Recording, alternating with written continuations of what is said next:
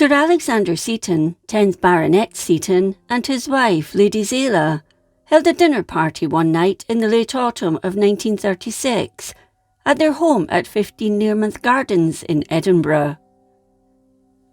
During the gathering, Zela told the assembled guests about their trip to Egypt and revealed she'd liberated an ancient bone from a burial site. At this point, her husband retrieved the bone from the former clock case in which it was kept. Unbeknown to them all, it was the beginning of some strange events at the house.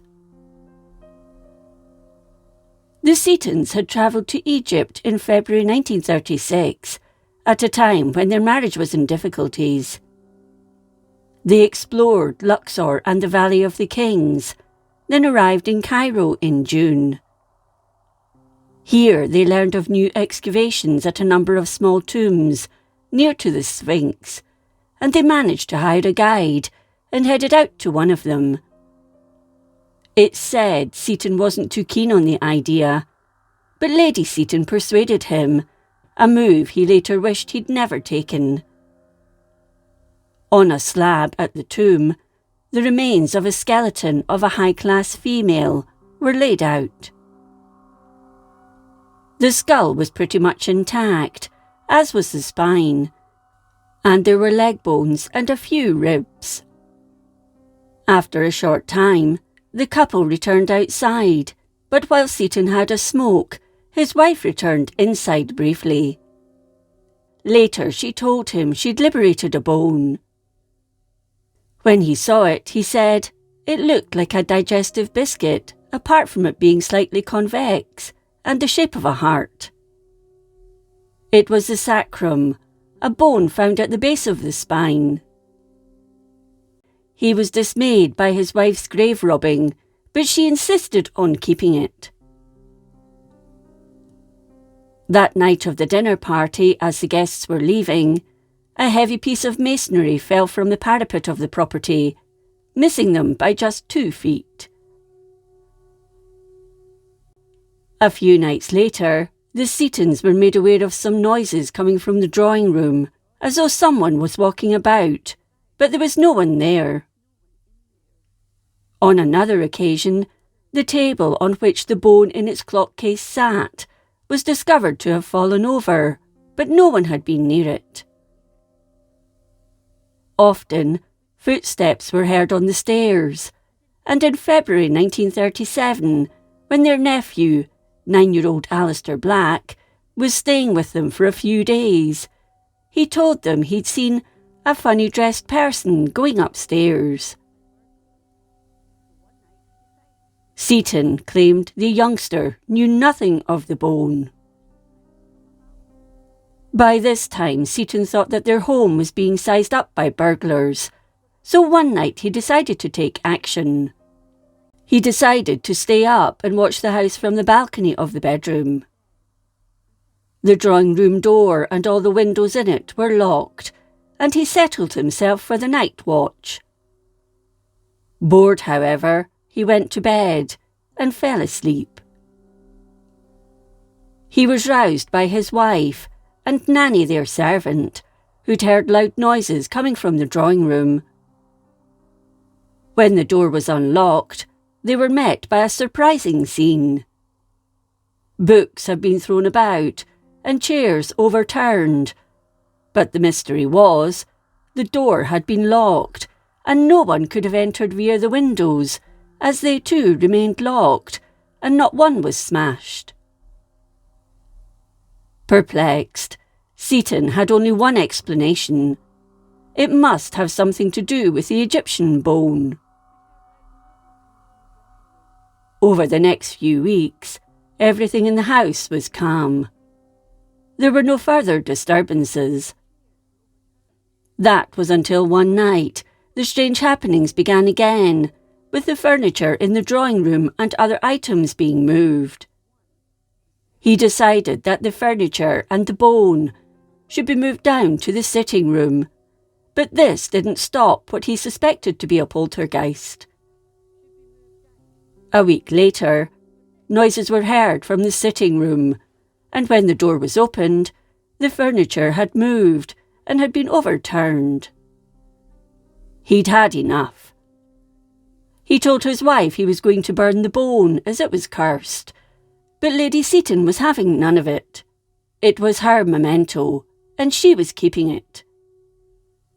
Angry at her reaction, Seton stormed out and headed for his club, where he enjoyed a few drinks to quell his temper. During his time there, he spoke of the strange goings-on at his home, but no one believed him, except Colonel E.V. Coates, and soon, thanks to his loose tongue, the story was to be found in the local press. He returned some time later, and when he entered the sitting room, to his horror, more damage had been done, and the table on which the case sat had a large crack in one of its legs. Other phenomena happened in the house. One night, a vase containing flowers, which had stood on a table near to where the bone had been placed, was found on the floor. The flowers scattered around 6 inches away, but no one had been near it.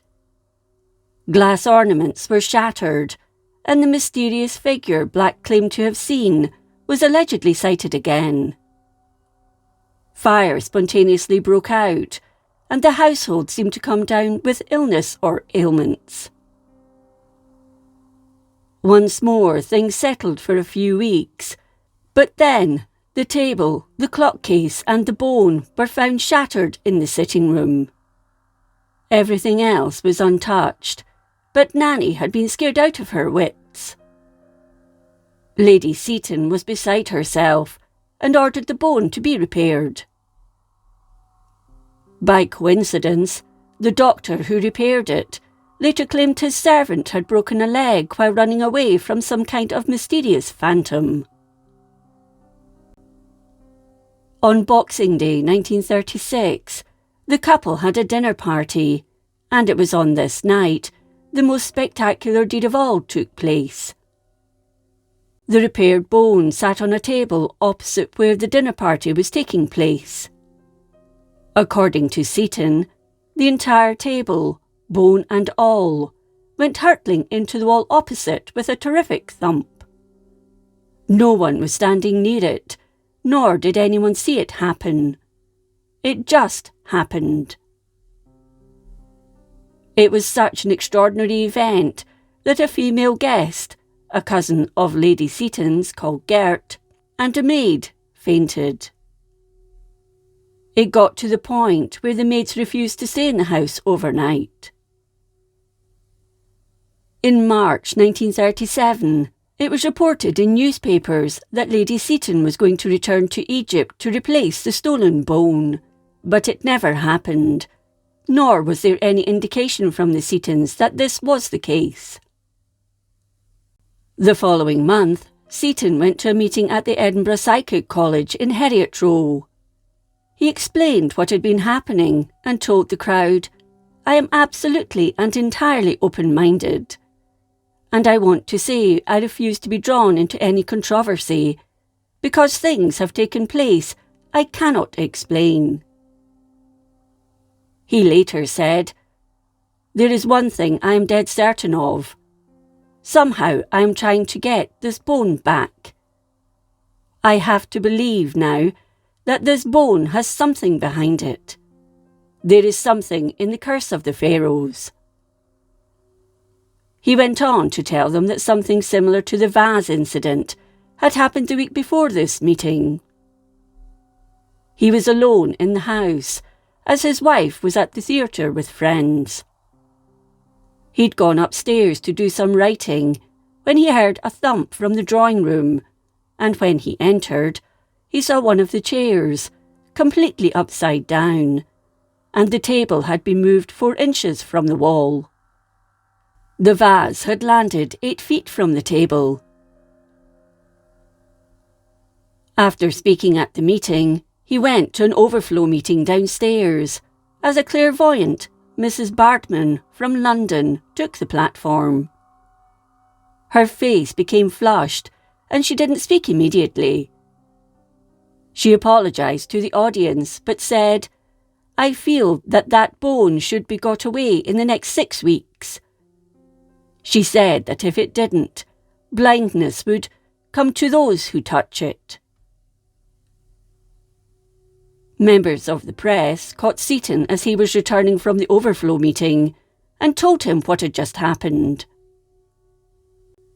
He told them he couldn't immediately return to Egypt and offered it to one of them as he had it on him at the time, but they refused. A few weeks later, a new glass case holding the bone was smashed. The bone was found 8 feet away, and a vase was smashed once more. On Wednesday, 19th May, at around 5 o'clock in the morning, a crash was heard, and it was found the glass case holding the bone had smashed to pieces. The 2-feet-long case had been made from thick glass and was bound by stout copper bands which had been completely twisted. It was thought it would take quite some force to destroy it. The bone itself was badly damaged, with some of it reduced to powder. "I think we've seen the end of it all," said Seton in a press statement. "I know there are some people who will say it is a lot of nonsense, and probably, if I were in their position, I would be inclined to take that view myself, but how can you explain it?" Asked what he was going to do with the remains of the bone, he said, "I'm going to put the bone and the fragments of the case in a box and give them a decent burial." Seton called his uncle, Father Benedict of the Fort Augustus Abbey, and asked him to exorcise the bone. According to Seton, it was a solemn visit, carried out when his wife was absent. Once the bone had been blessed, it was duly burned.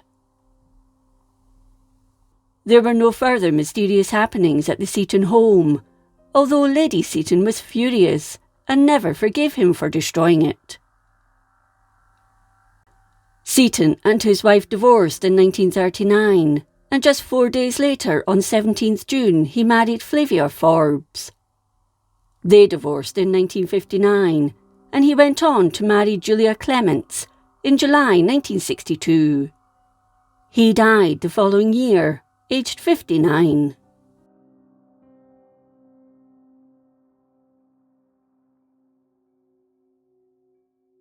If you enjoyed this episode of Scotland's History, please like, comment and subscribe. Until next time, thank you for watching.